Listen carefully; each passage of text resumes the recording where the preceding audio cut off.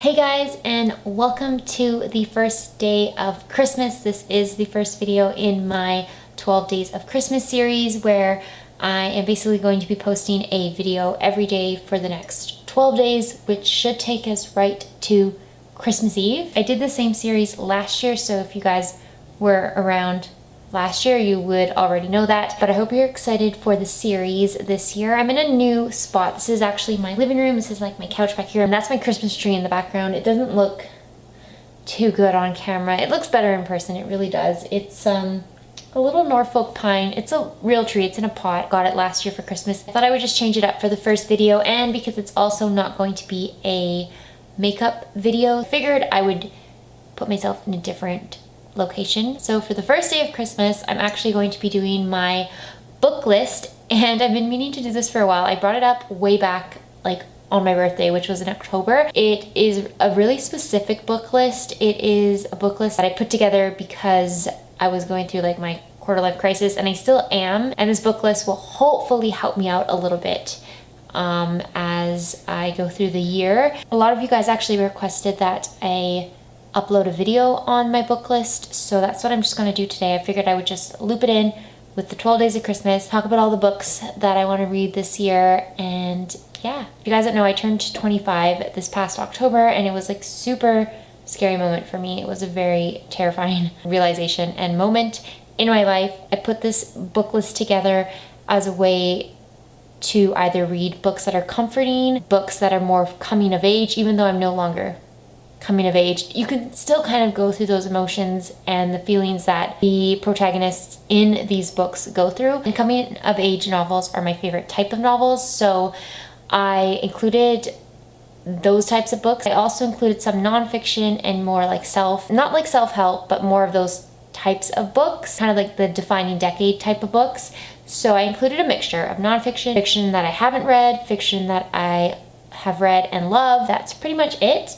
Thank you guys for watching, and let's go ahead and get started. Okay, so I have my book list in my agenda. I feel like I get really dramatic in this agenda. My title at the top is Book List for Quarter Life Crisis Sufferers, and it's a very long book list, as you can probably tell. I have only read one of the books, I've only read one of the books this year. A lot of them I have already read. Some of them I don't have, so I'll have to go, I guess, to the library or buy them from Chapters. First book on my list is To Kill a Mockingbird. I can't really remember why I put this on the list, but it's one of my favorite books. I love Atticus Finch. He's such a good character, and I think it was more like I put that on my list because of Atticus, not so much Scout and Jem, but more because of Atticus and how he is as an adult. I think that's why I included To Kill a Mockingbird. I put the Catcher in the Rye, which I actually have an own.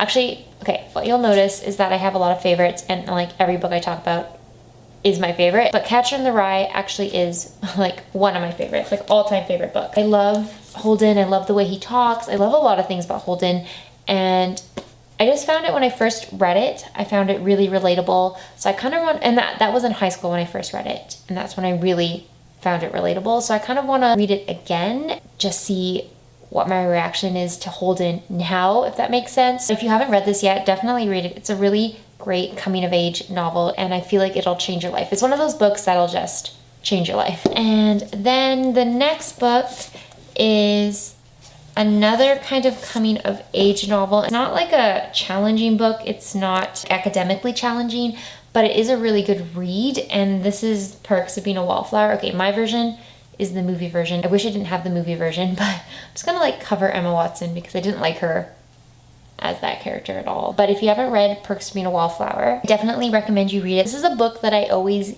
come back to whenever I'm feeling sad. When I go through those like slumps in my life, those days or weeks when I'm feeling really down, I find reaching for Perks of Being a Wallflower and reading it is very comforting. The main character, Charlie, he narrates the book, and he says a lot of things that are so relatable, like the way he talks and describes the feelings he's experiencing. I always found them super relatable to me. I put it on my list because, once again, it's a book I haven't read in a while, and I remember really liking it when I was young, and now that I'm older, I kind of want to see how I feel reading it now. Then I have A Separate Piece. I read this for the first time when I was in grade 11 English, I remember, and I feel like I was one of the only people in my class that actually liked reading the books we were assigned to read in class. Like, I always enjoyed the books, and Separate Piece was one of those books.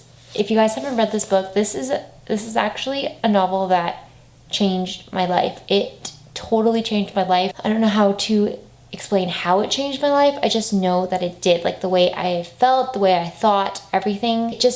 My life changed after reading this book. It's about a kid in high school, and then it comes back when he like reflects back on it when he's older. I don't know, I really like this book. The character called Finny in this book, if I were to pull out any character from a novel and pull them into our world to save them and keep them in our world and take care of them, I would take Finny. I would pull him out of this book and I would take care of him and let him live here with me. You know, in like that Inkheart book where Mo can like bring characters out of books and into real life, I would take Finny and bring him here. You guys have to read it. You have to read it so you can meet Finny. The next book on my list, I don't actually have a hard copy, but it is called The Joy Luck Club. I think it's by, I should have written the authors down. I think it's by Amy Tan. I can't remember. It's apparently, I looked up books. Okay, before I go into that, I want to tell you about how I created this book list. I actually opened up a whole bunch of quarter life crisis book lists on the internet. I had like Goodreads one. I had like a whole bunch of bloggers and people had already put together a list for all the books that I had not personally read and added myself. I checked to see if they were on multiple existing quarter life crisis book lists, and if they were, I added them onto mine, because sometimes like I didn't want to end up buying a bunch of books that I didn't like, so I wanted them to be somewhat trustworthy and somewhat helpful in my life this year. So 2 people recommended them. I was like, okay, I'm gonna put it on mine as well. The Joy Luck Club was actually recommended a couple times as a good book to read if you're going through a quarter life crisis. If you've read Joy Luck Club, let me know what you think of it, if you like it. And then I'm pulling up my phone because the next book I put on the list was called Tiny Beautiful Things, and I want to look up who wrote it. Cheryl Strayed. I think this is a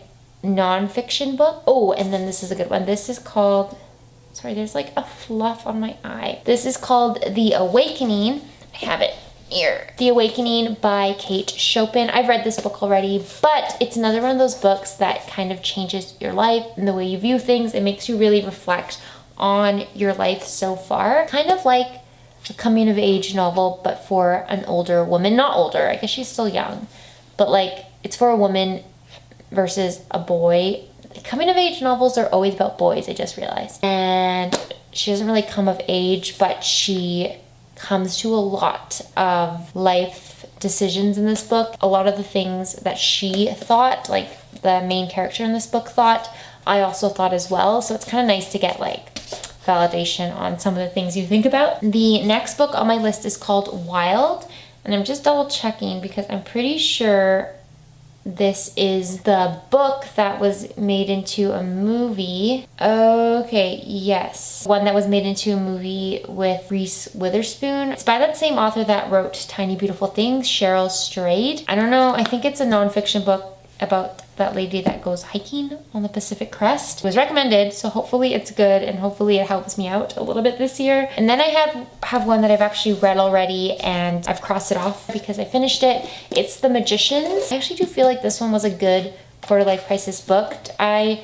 know people don't like this, but I doggy-tailed a bunch of parts in this book because it had really good quotes about growing up and like kind of letting go of your childhood, just kind of adjusting to an adult world. I actually think it was a pretty good one to read if you're going through a quarter life crisis. Like, yeah, I would recommend it. I think you should read it. Oh my god, it's so cold in my house. My camera died, so I had to recharge it, and while I was doing that, I ate 2 cookies and I tried to write down the authors of all the books. But the next one is called Girl Talk, which is by Christy Young. I don't actually know what this one's about. I did not look it up, but it was recommended. I don't really know what it's about, so let me know if you've read it. It's by Christy Young. The next one I have, it's called Emma, and it's by Jane Austen. You guys know that Emma is my favorite Austen novel. I've read it a couple times already. It's really, really good. It is a bigger novel, but it's not a hard read. I really like it because Emma is super relatable. I love Emma. She's my favorite Austen heroine. I feel like I can connect to Emma on a lot of levels. So I added it on my list purely because I liked it, and also because she's a very strong and independent young woman. And it's always a good thing to read novels that have strong, independent young women as the lead. I also have The Bell Jar on my list, and it's by Sylvia Plath. I believe this is a fiction novel, and I don't really know what it's about, but people said it was a good one to read if you're going through a quarter-life crisis. So hopefully it is, and it's good. Let me know if you've read The Bell Jar. This one had a bad word in it. It's called Conquering Your Quarter-Life Crisis, and it's the one by Callie Rogers. So if you just search up Callie Rogers, Conquering Your Quarter-Life Crisis, you should be able to find it. I also put this one, which is called You Are a Badass, How to Stop, and then I put ... I think it had a longer title, but it's the one by Jen Sincero. One of those nonfiction books that will hopefully be helpful. I have this book called Adulting, How to Become a Grown-Up in 468 Easy-ish Steps by Kelly Williams Brown. Sometimes I don't like these types of books. Like sometimes I don't find them helpful at all, and they're just, I don't know, I find them kind of dumb sometimes. I don't know if I actually will read all these like nonfiction ones that I added. I'm happy to take recommendations if you guys have nonfiction books that you've read that I don't have on my list. Please let me know, because rereading this list, I'm like, I don't really know if I want to read that book. Like, I'm already a grown-up. I also have a book called, oh, I do want to read this one. It's called Hyperbole and a Half by Ali Brosh. I don't really know what it's about, but it's like a nonfiction book. It's supposed to be really funny. And then I had one by Yumi Sakugawa. I hope I said that right, or somewhat right. It's called Your Illustrated Guide to Becoming One with the Universe. That seems very spiritual, and I don't know if I'll like it. I think I will do some of them as audiobooks. Let me know if you've listened to an audiobook before. I've never done that, but I think maybe like I could do that if I was on the bus or on the SkyTrain. I could totally listen to an audiobook, and that would check off a lot of these from my list. I have David Copperfield. David Copperfield is huge, and it's by Charles Dickens. Mine is so dusty. I haven't read this in a while. I don't like Dickens. I don't like his writing style at all, and I don't really like his books, but I love David Copperfield. Like, that's the one Dickens novel that I do really like. It's kind of like a coming of age novel, but on a bigger scale, because it's Charles Dickens and he writes forever. Like, he writes way too many words in a paragraph. And then I have The Heart's Invisible Furies by John Boyne. I think that one is possibly fiction, but I don't know. It could be nonfiction. Let me know if you've read The Heart's Invisible Furies. I also have The Secret Life of Bees by Sue Monk Kidd. And this one is a fiction novel. I keep saying The Secret Life of Pets in my head, but it's The Secret Life of Bees. And I put on one of my books. This was one of my editions, and it's Lady Chatterley's Lover. I've only read this once, but I really liked it the first time. And it's actually a movie now, I think. And I think the guy in it, like that guy there, I guess, is Richard Madden, who I really like. It's kind of like The Awakening, I guess. It's about a really strong young woman and her coming to terms with the fact that she was unhappy, and then she kind of finds happiness. Then I put another Dickens. It's actually weird that I have not read this book, but it's Great Expectations by Charles Dickens. Everyone says this is really good. Everybody loves Pip. And I mean, I know the story because I've watched the movies and stuff. I know the story and stuff. I just never actually read the book. It's a coming of age novel again. I tried to include as many coming of age novels on my book list as I could. Next up is another one of my like favorite books. Remember, I told you I have a lot of favorites. And this is Leo Tolstoy's Anna Karenina. So good. If you have not read Anna Karenina, please read it. It is such a good novel. I absolutely love it. And it's funny because the reason I'm reading this book is not because of Anna. I actually don't like Anna that much as a character. Who I love in this book is Levin. It's so funny because okay, so the first time I read this book, I found Levin's character so relatable. I agreed with like everything he said. I honestly think I even said at one point when I was reading it, like, I feel like I am Levin. Like, I felt like we were the same person. Like, we had the exact same thoughts. And I took that test, the Myers-Briggs personality test. My personality type was a mediator. And at the bottom of the test, it shows you, like, what other fictional characters, real life people, actors, celebrities, politicians, what characters are also mediators, and Levin is a mediator as well. And I just thought that was so cool because before I knew that, I was already thinking that I was Levin, like I was the same person. And then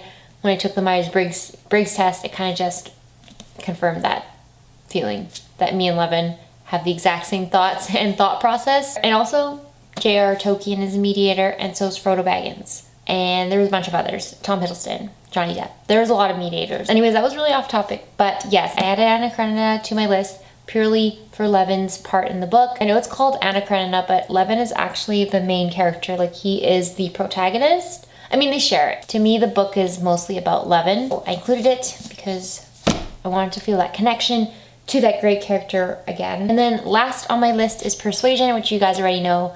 I'm reading it right now. I'm not reading these in any particular order because Persuasion is like the bottom of my list. They said that this would be a good one to read because out of the Austens, like this one and Emma, I mean, you probably read them all, but this one because she has kind of gotten over her young phase and she's older now and she's more mature about things. So I think that's why this book is on the list. But that is everything on my book list. I have a lot to read, clearly. Those are all the books that will hopefully help me through my quarter-life crisis. If you guys have read any of the books that I mentioned, please let me know your thoughts and if it helps you. And yeah, let me know. If you have any suggestions for other books I should read and add on to my list, please let me know as well. I love reading. Reading is like one of my favorite things to do. I hope you guys are looking forward to the 12 days of Christmas. Thank you guys for watching. Please subscribe if you would like to see more videos, and I will see you tomorrow. Bye!